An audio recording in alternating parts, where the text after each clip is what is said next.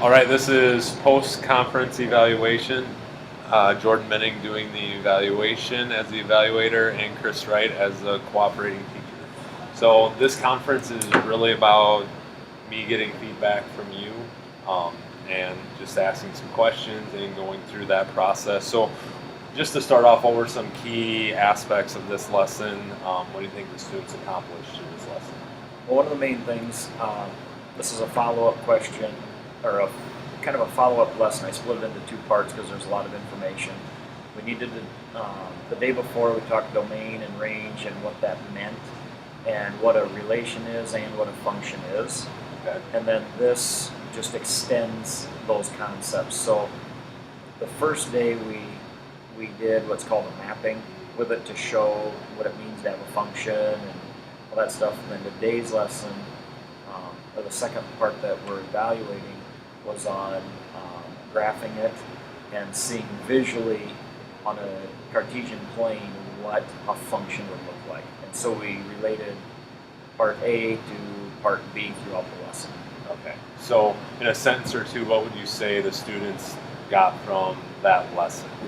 They got a really good picture of what domain and range are. When you plot it on a grid, where does the domain go, where does the range go, and then examining what a relation looks like, and then we determined, is that relation actually a function? And we talked about the vertical line test, which helps us determine that, and those were the things that we really needed to focus on in the lesson. Okay. What do you think went well throughout the lesson, reflecting on that? What would you say? I thought overall the kids were really good about understanding and taking what we did the day before and having it make sense to the graphing and all that stuff. I have taught that lesson in the past where I've done the whole thing in one day and it doesn't go well. And so I changed and I split it into two, and that went a lot better just because they can kind of digest the first material. And so then when you start throwing in the graphing is always challenging for kids. And so I try to not have a lot of extra stuff on those days. And I thought they did a good job then seeing what's the domain, what's the range, what's it look like. And so for those visual learners, it's really good. Right. So would you say that was kind of the insight you gained through setting up this process of the lesson or unit of the flow of that? Yeah. The first time you teach it, because to me that material, I've done it a lot, I know it well. Well, you think, well, I can do this, this, this, and this. We got to remember to some of these students, and this is a pre-algebra class, so math is not necessarily their strongest suit and all that. And so you got to think, what are they going to be able to do and handle? And it just works a lot better when you split it into the two. Right. So you kind of answered that a little bit, but what would you continue if you're going to do this lesson in the future or next year? What would you continue with this lesson? What aspects? You kind of hit on that a little bit. But Yeah, I would keep it split. One thing I like to do, and again, it kind of depends on the dynamic of the class, I like to get the kids up to the board a little bit more, to actually do some of the point plotting, to do a little more. And yeah, like I said, it really depends on how well the kids handle it. And some of them just, they don't want to do that. So, but overall, I like the way the lesson is set up from day one to day two, and I really think they get a lot out of it. Good. That was my first artifact I have here for you, is the flow of kind of what the lesson was, how you went from step to step and having the students included in that conversation, and also showing them some examples of how to go through it, the progression of finding the line. And then, so I thought that really went good with understanding the students and understanding your content and the progression of what they learned through that. So the second one I have is then, do you have questions on as far as the flow, looking at that, questioning? Looks good. You really hit well on connecting their prior knowledge, and then also the future learning of in there of okay, how are you going to use this in the future of classes and stuff. So And that's one thing that I really try to point out. We've got a couple, the last 2 chapters actually we've done in that class. I told them, I said, these are huge sections going into Algebra 1 and or geometry.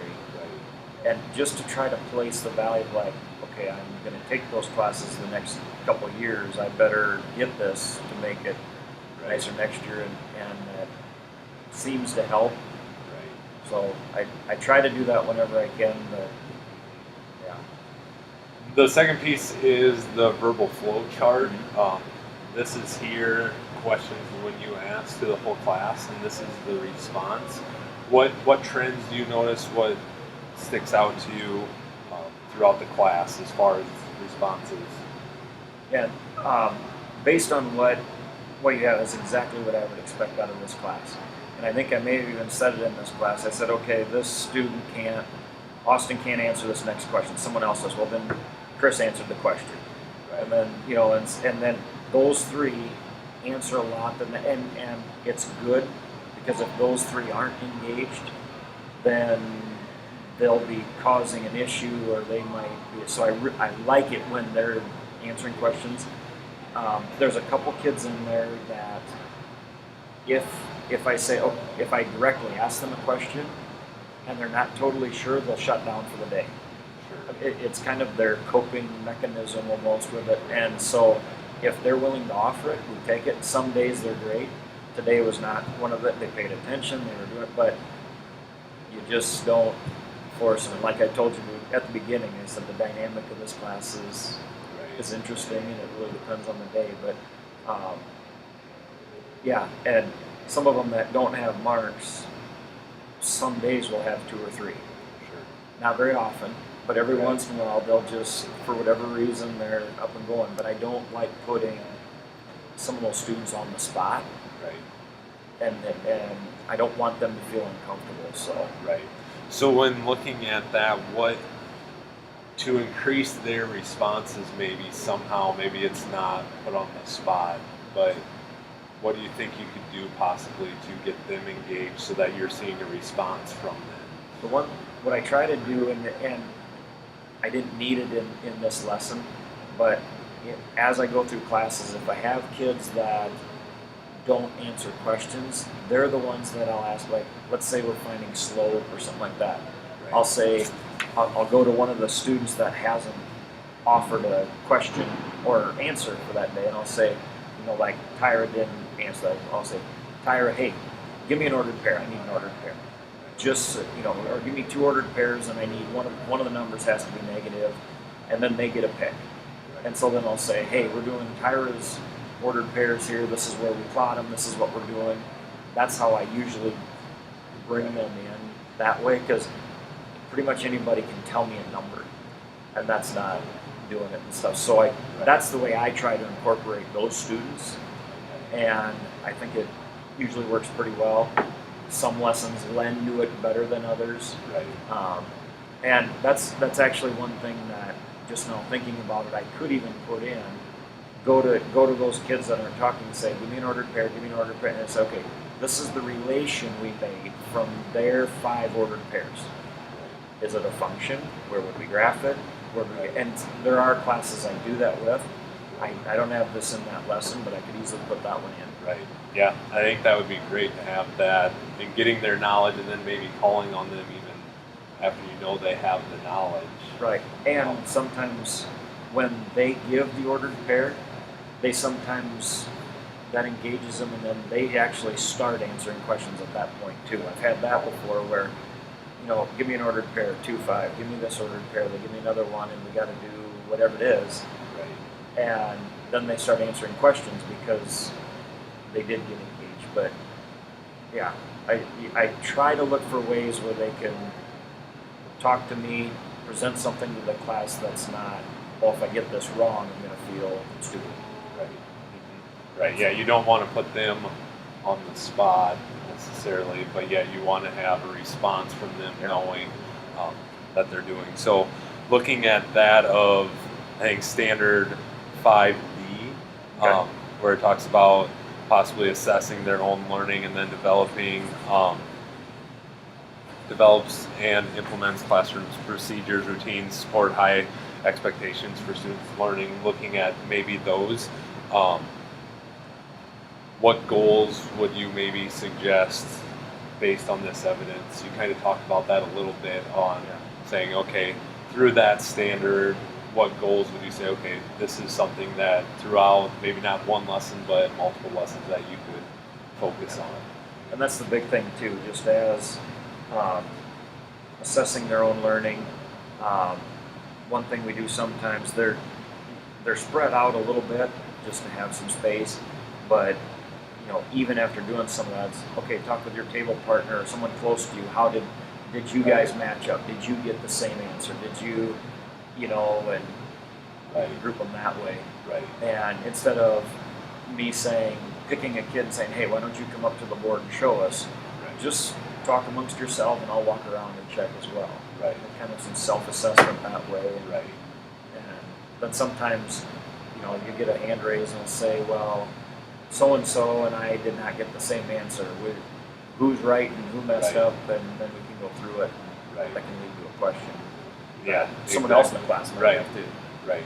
So that's one other question I have of how do you, or how will you assess them moving forward? They did their assignment, that would be checked the next day. You talked about just assessment overall going through that, And through this lesson. normally we didn't get a chance, and partially because the big weekend here ahead of us and all that. So I didn't want to get too crazy with it. I had a lot of plans to make or whatever. But what I do is after we finish a full section. So we did part A, part B. I'd give them a short quiz the next day, and I allow them to use their notes, to try to encourage taking some notes, all that stuff. Right. And with basically one night of practice, that's hard to master something in the one night. And but then by looking at the quizzes and grading those, I get a good idea. Oh, as a class, we did not get this, and then I can go back and address it. Right. And that's been we've been trying to do more of that throughout this year. Even as a math department, we're trying to assess more that way than just straight, what'd you do on your assignment? Right. Yep. And so, and then as we progress through, we'll take a test at the end. Hopefully by then, they've put everything together and things go well. Fantastic. Good. Well, we'll look forward to setting those goals around that standard, looking at that flow, and then going from there of assessing, okay, how can we look at, are we meeting those goals and getting that student interaction? So that will be good. All right. Thank you. You bet.